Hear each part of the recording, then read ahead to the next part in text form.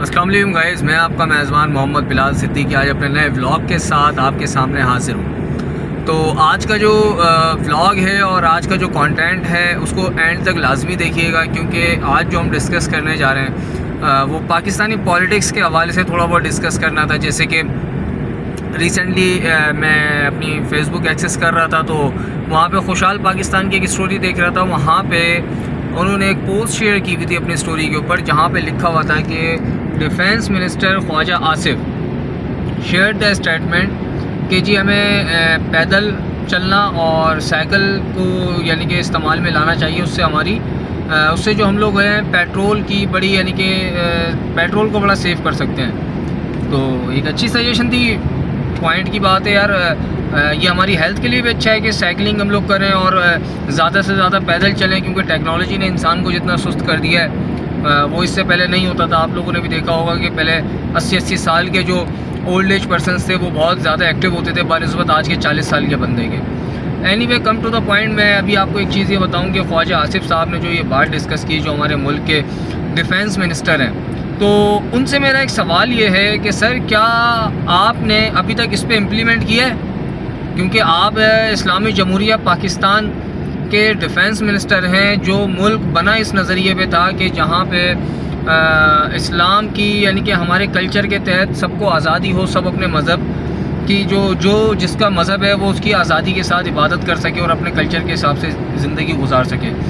تو یہ تو ہمارا دین سکھاتا ہے کہ جی آپ نے کسی کو کوئی نصیحت کرنی ہے تو سب سے پہلے وہ خود پہ عمل کریں۔ ایون ایک واقعہ جو سب نے سنا ہوگا، میں نے بھی سنا ہے، میں آپ کو اپنی ویڈیو میں بتا دیتا ہوں کہ ایک بار ایک خاتون حضرت محمد صلی اللہ علیہ وآلہ وسلم کے پاس اپنے بیٹے کو لے کے گئیں، تو انہوں نے ان سے فرمایا کہ حضور یہ میرا بیٹا ہے، میٹھا بہت کھاتا ہے، اس کو نصیحت کریں کہ میٹھا کھانا چھوڑ دے۔ تو حضور پاک صلی اللہ علیہ وآلہ وسلم نے کچھ دن بعد کا کہا ان خاتون کو، کیا کچھ دن کے بعد یعنی کہ مجھے دن ایگزیکٹ یاد نہیں ہے، کہ اتنے دن کے بعد آپ آئیے گا، میں پھر آپ کو اس کا حل بتاتا ہوں۔ خیر ٹائم گزرا، وہ خاتون جب حضور پاک صلی اللہ علیہ وآلہ وسلم کی بارگاہ میں تشریف لائیں تو انہوں نے ارشاد فرمایا کہ حضور آپ نے مجھے کچھ ٹائم کے یعنی کہ اتنے دن بعد بلایا تھا، میں حاضر ہوئی ہوں، اب آپ میرے بیٹے کو بتائیں کہ یہ میٹھا بہت کھاتے ہیں، ان کو نصیحت کریں۔ تو اس پہ حضور پاک صلی اللہ علیہ وآلہ وسلم نے اس بچے کو نصیحت کی کہ بیٹا میٹھا اتنا نہ کھایا کرو، یہ نقصان دہ ہوتا ہے۔ نقصان دہ سے مراد یعنی کہ میٹھا کم کھایا کرو، اس طریقے سے حضور پاک صلی اللہ علیہ وآلہ وسلم نے اس بچے کو نصیحت کی۔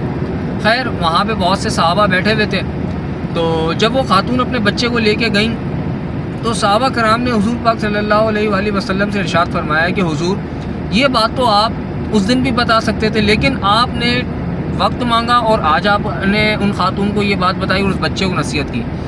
اس پہ حضور پاک صلی اللہ علیہ وآلہ وسلم نے فرمایا کہ میں نے ٹائم اس لیے مانگا تھا کہ سب سے پہلے جو میں اس بچے کو نصیحت کرنے جا رہا ہوں اس پہ میں خود تو عمل کر لوں، کیونکہ ہمارے حضور پاک صلی اللہ علیہ وآلہ وسلم بھی میٹھے کے بہت زیادہ شوقین تھے۔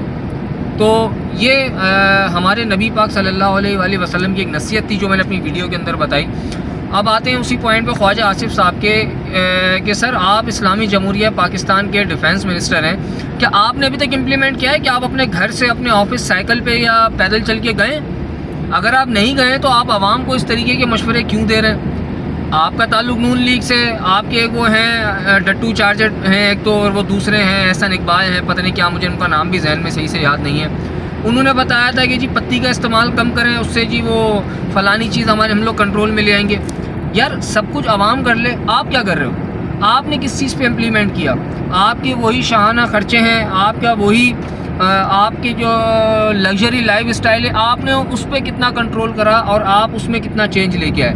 آپ عوام کو تو سب کچھ کرنے کہہ رہے ہو۔ آج جو پاکستان کے اندر اسپیشلی سندھ اور بلوچستان کے اندر حال ہوا ہے سیلاب کی وجہ سے، اس کے پیچھے وجہ کیا ہے؟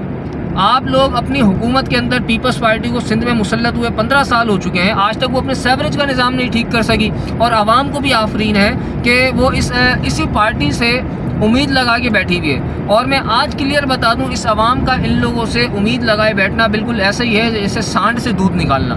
خیر عوام ہے بھائی، لگے رہو، تکلیفیں اٹھاتے رہو۔ اس کے بعد ہم آتے ہیں جی گورنمنٹ کی طرف سے کیا سپورٹ ملی، جس پہ پیپلز پارٹی کی ایک وہ شازیہ مری ہیں، پتہ نہیں کون ہے وہ، انہوں نے ایک اپنی اسٹیٹمنٹ دی، کوئی 7-7.5 ارب روپے یا کھرب روپے جتنے بھی انہوں نے سیلاب متاثرین کی امداد کے لیے خرچ کیے۔